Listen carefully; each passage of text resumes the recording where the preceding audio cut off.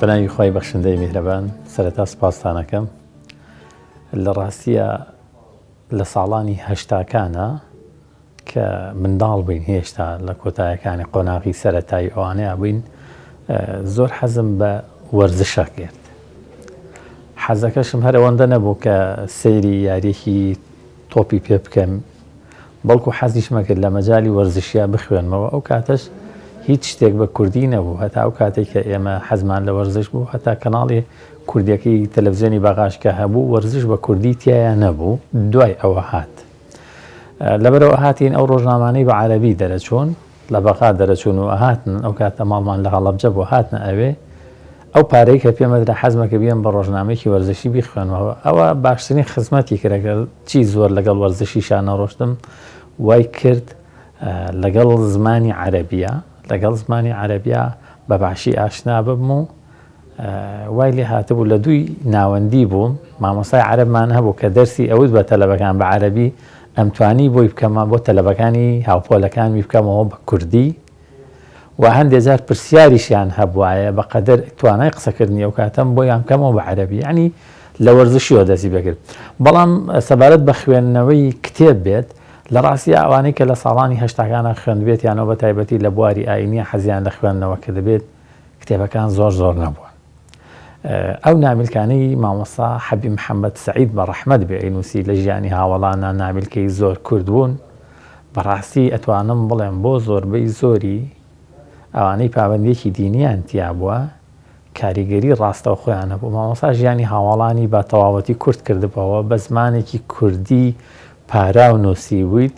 وێنایەکی لە مێشکدا دروستە کرد کە من هەتا ئێستاش کە ڕەنگێ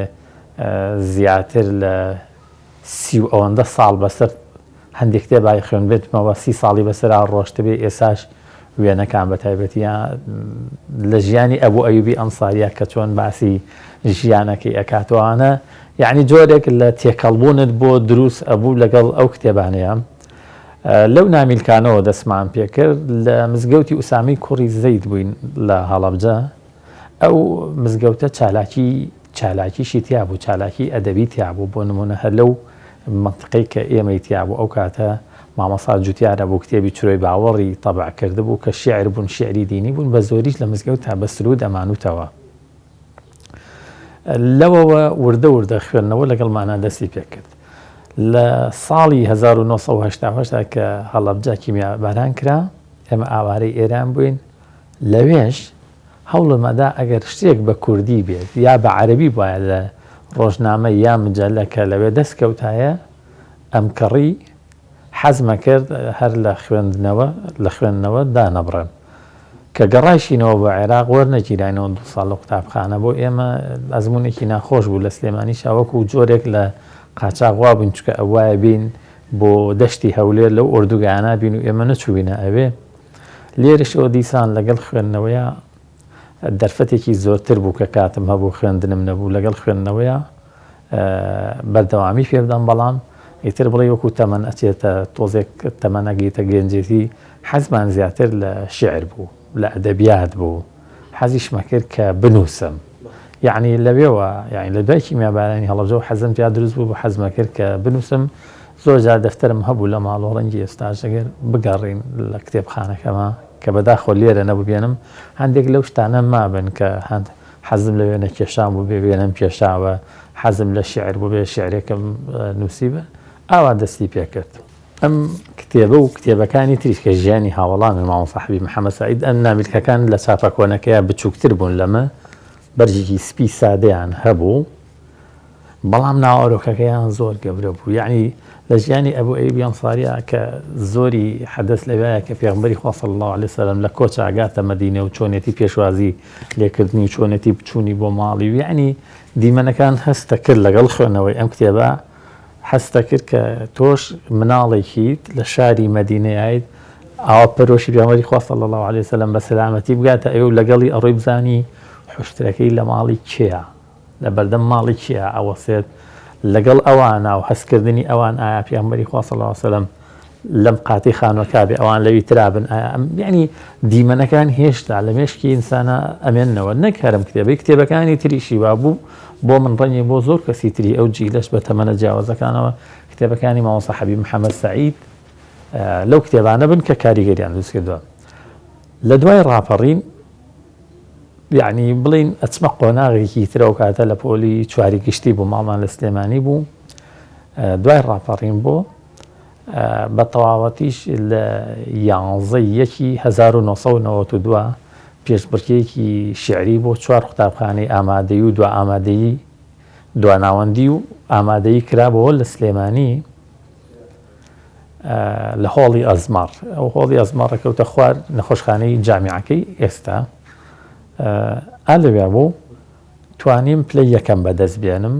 دیوانێکی پیرەمێرد و قەڵەم و ئەوانە هەدیەم پێدرا بوو بۆ ئەو تەمەنە هەر خۆت لە ناو هاوڕێکان تا و لە ناو ئەوانەیە بوویت خەڵاتێک وەرەگریت و چەند قوتابخانەی تری تیابە بۆ مەکتەبەکەت خۆشە بۆ مامۆستا بۆ خۆت یعنی جۆرێک لە هاندان بوو بۆ من کە سەرەتایەک بێ بۆ ئەوەی بەجددیتر لەسەر ئەو ڕێچکەی گرتوتە بەرێت بڕۆی لە هەمان کاتا و لە هەمان ساڵە پێم خۆش بوو لە شانۆگەریشە بەشداری بکەم کە لە قوتابخانەکەمانە کۆمەڵی گەنجی لێ بوویتیانە بە هونەرمەندن ئێستا کار بکەین یعنی ئەو ساڵی کە چواری گشتی بوو یەکەم ساڵی دوای ڕاپەڕی بوو بڵێ ساڵێک بوو تۆزێک وەشتەرخانێکی تیا بوو بۆ من لەو بوارەیە کە تەنها نووسینەکانم بۆ خۆم لەبم بێمە دەرەوەی خۆم لە ڕاستیە من حەزەکەم لەو خاڵۆ دەست پێکەم بە حکمی بەشداریم لە پێشبڕکێ و کۆڕی شیعری ئاکرد ئیتر ئەوانەی کە لەوێ بوون سەرەتا بوو ڕادیۆی کوردی و کەناڵی کوردی دروست ببن لە دوای ڕاپەڕینەوە گوێیان لە دەنگمە بوویان و دەنگت بۆ بێژەری باشە یعنی ئەمە وای کرد هەرزوو جگەلەوەی کە شیعر بنووسم لە بارەکەی بم بە نەباری کارکردنیشەوە لە کارکردنی ڕادیۆ ئەوانەیە کەسێک نەبووم حەزم لێبێ هەموو بەرنامەکەم تەنها لەسەر ئەو نامانە بێ کە هاوڕێیانی بەرنامە هەوڵمەدا ئەو گۆڤار و ڕۆژنامە و شتانەی کە هەن بە کوردی بن بە عەرەبی بن بیان هێنم دواتر بە فارسیش بیان هێنم بۆ بەرنامەکەم بۆ بەهێزکردنی بۆ یشتی نوێتیا بێت سوودیان لێ وەربگرم یعنی بەو وەرگێڕانە کورتانە دەستی پێکرد کە شتی کورد بوون و ئەوانە بەڵام دواتر کە هاتم و لە بواری ڕۆژنامەیە کارم کردم جارە وتارم بۆ ڕۆژنامەکە یا هەواڵم تەرجەمە کرد ئەوەیان تەجروبەیەکی تر بوو لە ژیانە زیاتر نزیکی کردینەوە لەوەی کە متمانە بەخۆتە بێ ئەتوانی کتێبیش وەربگێڕیت یەکەم کتێبم کە چاپم کرد وەرجەڕان بوو لە ساڵی 1998 سەرەتاکەی بوو یا کۆتایی ساڵی 97 بوو ڕەگ و ڕیشە و ڕاهەندەکانی ململانی رووسیا و چیچانە و کاتەوە ململانیە هەبوو برای بەڕێزم کاکاوە پێنجێنی ڕێز سڵاوم هەیە بووی هاندەرێکی باش بلەوەی کە ئەو کتێبە لە لای خۆی چاپخانەیەکی هەبوو لە سلێمانی چاپی بکات و هەرخۆشی بڵاوی بکاتەوە و ئەوەش بوو بە هەنگاوی یەکەمم کە وەکو نامیلکەیەک بوو لەسەر ململانی رووسیا و چیچانیەکان کە ئەو کاتە زۆر لە ئارایە بوو لە هەمان کاتاکە لە ڕادیۆ کارمەکە لە سلێمانی دوو بەرگی کتێبێکم کە زیاتر نامەکانی هاوڕێیانی بەرنامە ئەوانی خۆم پێشکەشم کردبوون بەرنامەکە بە ناوی شارۆ بوو بە دوو بەرگ کەوتە بازاڕە بەرگی یەکەم کە چاپ کرا 500 دانەمان لێ چاپ کرده بوو لەبەروی تەجروبەیەکی تازە بۆ شتانە بۆ ساڵی 1997 بەڵام هیچی نەما دوای زۆر خاڵک چاوەڕوانیە کرد بەرگی دووەمیشی بە دوا هادیتر نەمان تا بەرگی سێهەمیش بە دوایە بێ شتێک بوو کە خەڵک هەتا لە هەولێریش نوسخەیەکم لە لابوو وەریانەگرت هەندێک شوێن کۆپیانە کرد و لیانە فرۆشتۆشتی هەمەڕەنگی تیا بوو بۆ هەندێک لە خوێنەران ئەو شتانە حەزێکی تیا بوو بینە سەر کتێبی گەورە لە کتێبی گەورەیە پاش هاتنێن بۆ هەولێر ئیتر کاری وەرجێڕانم زیاتر چووە مەجای کتێبەوە لە ساڵی 2002 بوو خێزانم کتێبێکی بۆ نووسینگەی تەفسیر کردبوو بە کوردی ئەو لە بەرەوەی بەشی عەرەبی خوێندبوو منە و کاتە بەشی کوردیم خوێندبوو دواتر یاسام خوێند عربی ئەو زۆر باشتر بوو، یعنی ڕەنگی ئەو لە زۆر بوارە ئەو هاندەر بوو بێ بۆ من لە کاتێکە ڕەنگی خەڵک وا بزانێ عادەتەن پیاوەکان یارمەتی خێزانەکانیان ئەدەن لە کاری نووسینە، لای ئێمە بە پێچەوانە بوو کە کتێبەکەی تەواو کرد و کاک حاجی مخلیس ئەوان خوێندیانەوە بەدڵیان بوو. کتێبی بەرنامەی پێغەمبەر بۆ پەروەردەی مناڵان پێم وایە تا ئێستا 3 چاپ یا 4 جارە چاپ بووەتەوە. مامۆستا مخلیس پێی وتمەتی ئەم کتێبە خێزانە دیەکەم کتێبێتی، ئەوانیش تازە کتێبیان یعنی چاپەکە زۆر کتێبیان چاپ نەکرد بوو تازە، یعنی دەستیان کرد بوو بۆ کتێبە گەورانە و چاپیانەکە. وتی با ناوی خۆشتی لەسەر بێ خۆت لە جەریدەیە و لە بەرنامەی تەلەڤیزیۆن و لەمانەی تراکە دەرەکەوی بە زیاتر ئەوە بیت، با ناوی خۆشت لەسەر کتێبەکە بێ. لەبەرەوە ئەو کتێبە کە ناوی منیشی لەسەر بوو جۆرێک لە بەش خواردنی خێزانی تیا بوو، چکە کارەکە بەڕاستی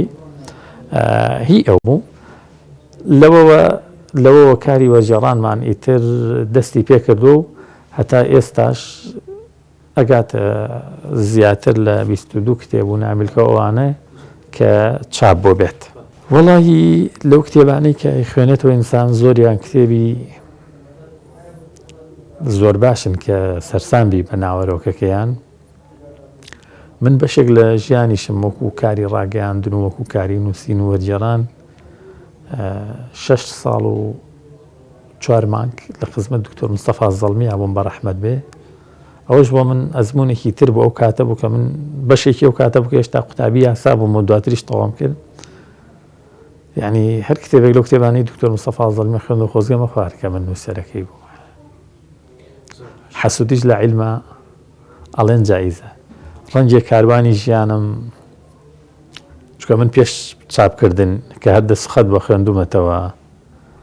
کە تایپیش کراوە و هەڵەچنیەکان کراوە زۆر جار خوێندومەتەوە. بەشێکی زۆریشیمان هەر بە ڤیدۆ هەیە کە بۆ مەرحوم دکتۆر مستەفا زەڵمی بە ڕەحمەت بێ خوێنمەوە. ڕەنگە 20 جارم خوێن بێتەوە کتێبێکە پێم وا بە لە بەرنامەی تری شاوتومە ئەگەر هەموو بەرهەمەکانی لەلایەک دابنین ئەو کتێبەش لەلایەک من ئەڵێم ئەمی کاروانی ژیانم لا قورسەکەیە، چکە ئەگەر لەمە تێگەیشتین ئەو کاتە بە ئاسانی لە بەرهەمەکانی تری تێگەین. کتێبی تریش هەبووە کە لە کاتی وەرجێڕانە کە وەرم جێڕاوە بیدایەت کەوتویانە پێم بۆ نمونە ئەم کتێبە بکە بە کوردی. یعنی یەکێک لەو کتێبانەی کە بە ترسەوە یەکێک لەو کتێبانەی کە بە ترسەوە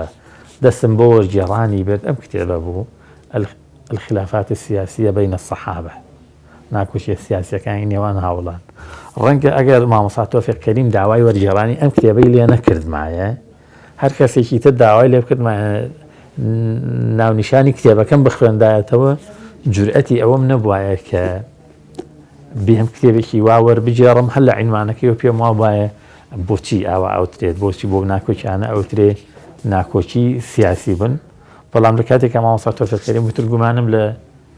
گومان باشی مام لێ کاکە بڵێم ئەو کتێبە بێ شتێکی باشی تیابێت وەری بژێڕە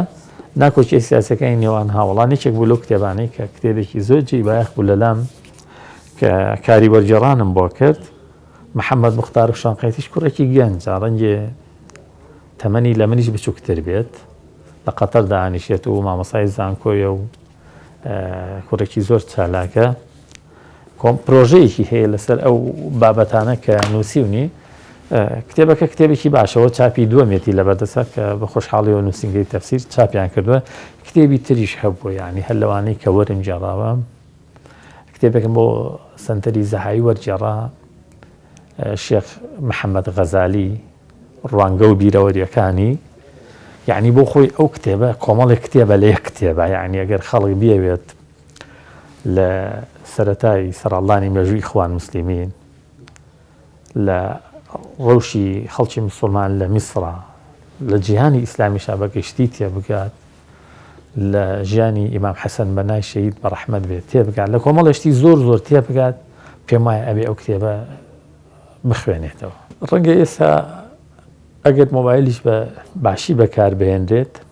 بتوانێت بەشێ لە ئەرکی کتێب بەجێ بگەێنێ. بە تایبەتی ئێستا خەڵکانێکی چالاگەن لە بواری کتێبی دەنجیە گۆڕانی ژیان وای کردوێمە بەشێکی باشی ژیانمان لە ناو ئۆتۆمبیلە بەسەربەرین و کتێبانە ئەتوانی لە ناو ئۆتۆمبیلە یا ئەتوانی ڕاکشاوی ئیسراحەتەکەی مەرج نییە هەر چاوت بەکاربێنیت و کتێب جویان لێ بگری کتێبەکان هەن بە شێوەیەکی جوان کراون بە کتێبی دەنجی سوودیان لێ ببیندێ. ئێمە لە کۆنی شاو لە ئێستاش ئەوانە بۆ چاوەڕام کەی زۆرینەی کۆمەڵگا ڕووی لە خوێندن بێت خوێندنەوە بێت. ئەوە کەمینەیەک بوونیان و خوێیەک وە کە حەزیان زۆر لە خوێندنەوە بووە. ئەگەر ئێمە سەیری پێشانگاکانی کتێب بکەین ئەو ڕەشبینێمان بۆ دروست نابێت کە گەنجەکانی ئێمە خەڵکی ئێمە بە تایبەتی خوێنەرانی کتێبە ئاینیەکان هەموو کاتەکانی خۆیان بە مۆبایلە بەسەرەبن،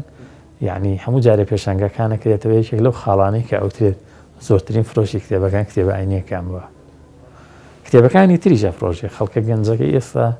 بای خۆی ڕووشی لە خوێندنەوەی کتێبە، یعنی با تەواوەتی ڕەشبین نەبین، بەڵام چۆن هەوڵ بدەین ئەو کتێبانەی کە ئەخرێنە بازاڕەوە هەرەوە نەبێت لە ڕووی ژمارەوە ژماری کتێبەکە چاپکراوەکان زۆر بم کتێبەکان لە ڕووی جۆریەوە ئەو کتێبانە بن کە گەنج خۆی تیا ببینێتەوە. چکە ئێمە بمانەوێ نەمانێ و گەنجەی لە سەردەمی پێشکەوتنی تەکنەلۆجیاژی ئەو گەنجە نیوەکوی ئێمەش بێت لە ساڵی هەشتاکان هەژیاوی هاین ساڵی هەشتاکان تۆ تەنها دوو کەناڵی تەلەڤیزیۆنیت هەبووە لە مەخری بۆ دەستی پێکردو تا سەعات 12 شەو بووە، ڕەنگە هیچ شتێکی وای تیانەوە بێت کە تۆ خۆتی تیا ببینیتەوە. لەبەرەوە هیوادارم دەرگاکانی چاپ و بڵاوکردنەوەش ڕوومان لەوە بێت کە ئەو کتێبانە چاپ بکەین بتوانن گەنجی ئەمڕۆ خۆی تا بینێتەوە و دەستی بگرێ بەرەو ئایندەیەکی ڕووناکتری ببات. پێم وایە ئەگەر ئێمە بمانەوێت کللتوری خوێندنەوە بینە ماڵەکانمان ئەبێت دایکان و باوکان لە خۆیانەوە دەست پێ بکەن. ئەگەر خۆیان توانیان لە بەردەم مناڵەکانیان خوێندنەوەکو خویەکی ڕۆژانە کە مناڵەکان لەوانەوە ئەیبینن